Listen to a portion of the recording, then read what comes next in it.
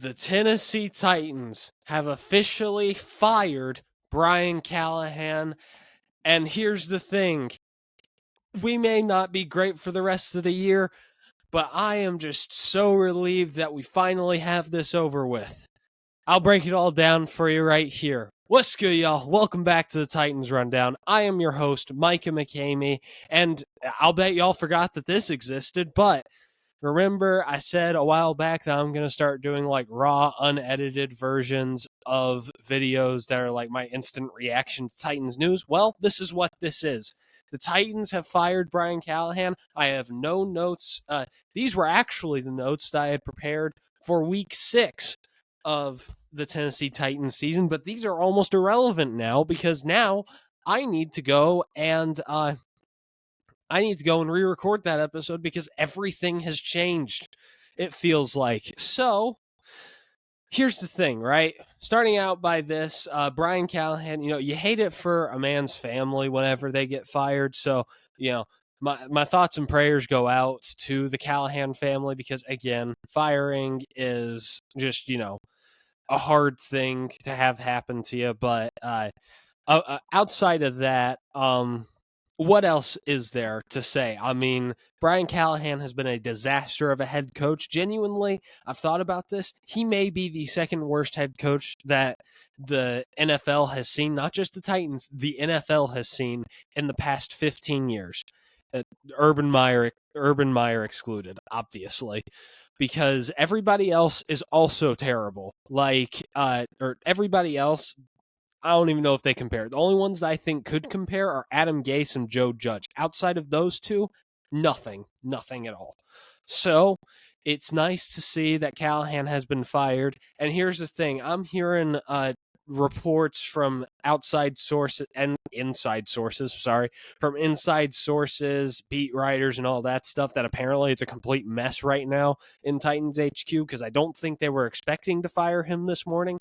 But hey, that's what it is, right?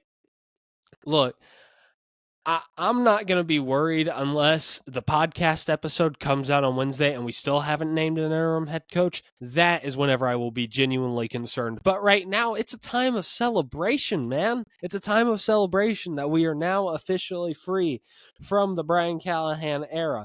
Now, I want to just start out by mentioning this. I think that this is sort of a sign that this front office, ownership, all those people, they do not believe for a second that this is on cam. I genuinely believe that that's part of this firing. Like, I feel like this should be a signal to us that, hey, look, we like Cam, and we think that he is, trying his best, to say the least, right? Like, Brian Callahan just made it so stinking hard on him. And yeah, I mean, that's the truth. Also, Bill Callahan got let go today. I'm sure that y'all saw that. But anyway, like, look, I am just just grateful that this has happened finally. It was getting hard for me to cover a Brian Callahan led football team, but hey, now it's over. So, obviously this is raw and unedited, so let's talk about the interim head coach candidates, because obviously everybody's going to be talking about the head coaching candidates that come around in January, and we're going to be talking about those guys. But the interim head coach could also have a big impact on this team in like just confidence in themselves. So let's be real, this is only really marked down to 3 candidates. Everybody else is nearly irrelevant in this case. It comes down to whether you want experience or you want somebody that you actually think has a chance to be the next head coach. And 2 people fall under the latter category, and then 1 person falls under the first category. So the candidates that I believe are the most viable for the interim head coaching job are Bones Fassel, Mike McCoy, and Denard Wilson. I think that all 3 of those dudes, Denard Wilson, defensive coordinator, and John Fassel, the special teams coordinator, both of those guys, you're giving them their first chance at the head coaching. well, okay, Fassel, it's his second chance, but you're giving Denard his first chance at the head coaching gig. I'm interested just to see, like, what exactly are we thinking whenever it comes to what we're approaching this with, right? Because if you're going for the stability hire and interim head coach, you're going for either McCoy or Fassel, which makes me think that chances are that Denard isn't going to get hired as the interim. So uh, I think that we can eliminate Denard. It just comes down to those two. And this more so comes down, and here's the thing, right? Obviously, Bones will stay as a special teams coordinator, and I do think that Mike McCoy will be the offensive coordinator for this team if Bones were to get hired. So it comes down really to those two. No matter what, both of them are staying. But at the end of the day, I do think that it will be Bones, and I think that we're going to give him a chance just to see what he can do with the team. Now, obviously, he doesn't have to be like amazing. He just has to be just a little, just better than Callahan. That's it, right? And I do think that he has the chance to. And I want to see what he can do with this football team because I actually think that out of this entire coaching staff, he has the most potential to be the head coach of this team. Not Denard Wilson, but John Fassel. Why? Because I think that I think that his like motivating feeling, I feel like that he has great leadership as well. So I think that he is one of the best ideas for this job. And then Mike McCoy, again, stability hire. I would be completely fine with that too. There are also a couple of other sleeper candidates, I guess. I mean, like what Tracy Rocker maybe could get it, but outside of like those three, I have no idea if there's even anybody else in competition. So yeah, that's really all it is for the interim head coaches. And obviously, there's a reason that the interim head coaching candidates aren't being talked about because the head coaching candidates is where it's at. The head coaching candidates going in to January. So I have a couple of options here. I will rank them accordingly on Wednesday's episode. And this is the list. Okay. Again, going from memory because no notes. So, Mike Kafka, again, I know that a lot of people won't like that. I'll explain myself on that one in this episode because, again, it would be very difficult for me to just say that and walk away from it. But anyway, Mike Kafka, Anthony Campanile, defensive coordinator for the Jags, Joe Brady, obviously, offensive coordinator for the Bills. Jesse Minter is an obvious choice. Who else is there? John Gruden, I think, is always going to be a thought, especially with the connection that he has to Borgonzi. Mike McCarthy with the connection to Brinker and other things with that. And then my last two would be two offensive coordinators that have actually elevated themselves into the head coaching have elevated themselves in the head coaching conversations.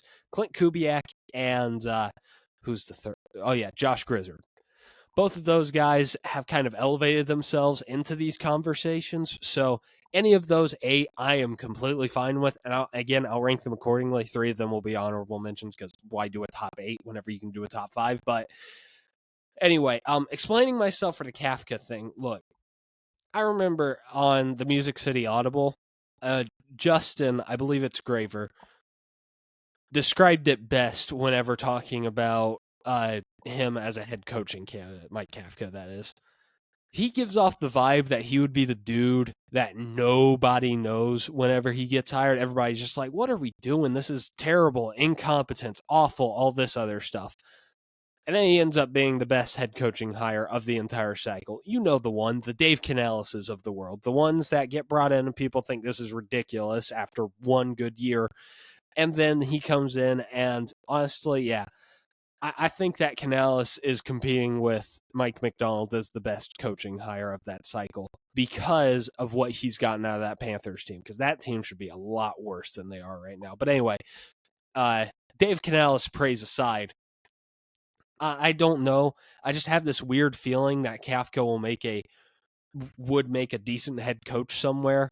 And I'm just that's just a name that I think that you should look out for, especially because of his connection to Mike Borgonzi. But also, he's been a dude that has consistently interviewed well. Like, I mean, he's gotten second interviews from a lot of teams.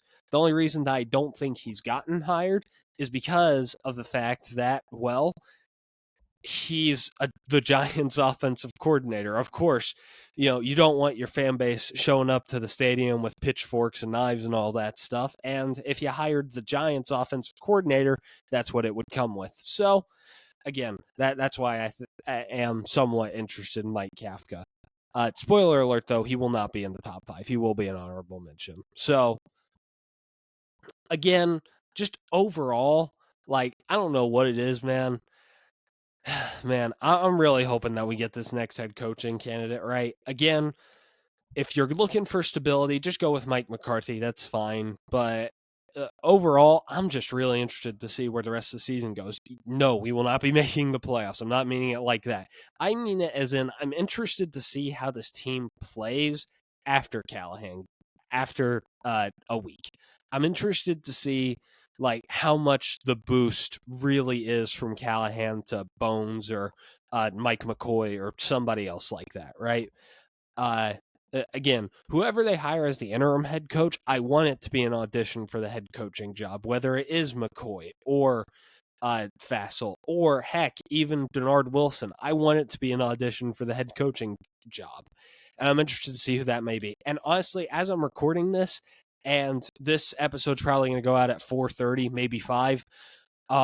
They may have already made a decision on the head coaching hire. So who knows? But just overall, I'm really interested to see or at least the interim head coaching hire. Overall, I'm just interested to see what happens for the rest of the season and what happens during the head coaching cycle. It'll tell us a lot about the front office.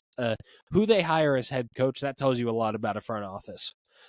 So that's really it. I want to know y'all's thoughts down below. What are your thoughts on the Brian Callahan saga? I mean, obviously, I know where that's going to go, but I'm interested to hear.